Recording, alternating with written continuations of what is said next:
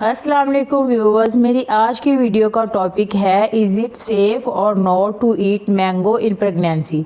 जैसा कि viewers mango का सीज़न आ चुका है और आम को फलों का बादशाह भी कहते हैं और आम हर दिल अजीज़ है, लेकिन हामला को अक्सर आम खाने से मना किया जाता है। कहा जाता है कि आम की तासीर गर्म होती है और हामला को हमल में आम नहीं खाने चाहिए।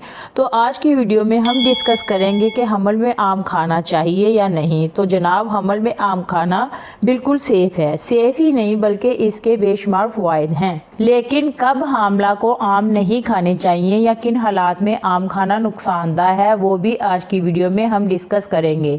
लेकिन पहले हम हमल में आम खाने के फ़वाइद के बारे में बात कर लेते हैं।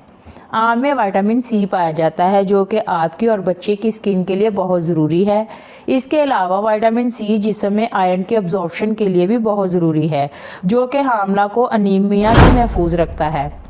आम फॉलिक एसिड का एक अहम ज़रिया है। हमल के इब्तदाई 3 महीनों में हामला को फॉलिक एसिड की बहुत ज़रूरत होती है, क्योंकि फॉलिक एसिड फीटस की ब्रेन एंड स्पाइन कोड की डेवलपमेंट के लिए बहुत ज़रूरी है। आम में फाइबर और मैग्नीशियम पाया जाता है, जो कि हामला को हमल के दौरान होने वाली कॉन्स्टिपेशन से महफूज रखता है। इसके अलावा आम हामला के इम्यून सिस्टम को मजबूत करने में भी मदद करता है। आम में विटामिन ए पाया जाता है जो कि फीटस की टीथ एंड बोन फॉर्मेशन में मदद करता है।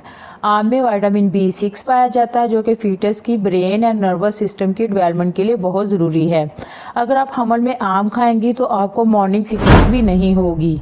ये तो थे हमल में आम खाने के अमेजिंग बेनिफिट्स। अब बात कर लेते हैं कि हमल में आम को कब नहीं खाना चाहिए। अगर आपको आम से एलर्जी है तो फिर हमल में हरगिज़ आम का इस्तेमाल ना करें, या फिर आपको हमल में डायबिटीज़ है या फिर आपका वज़न बहुत ज़्यादा है तो आम का इस्तेमाल कम करें। मैं उम्मीद करती हूँ आज की वीडियो आपके लिए मुफीद रही होगी। अगर हाँ तो फिर वीडियो को लाइक और शेयर ज़रूर कीजिएगा और मेरे चैनल रोज़ हेल्थ एंड ब्यूटी टिप्स को सब्सक्राइब करना मत भूलिएगा।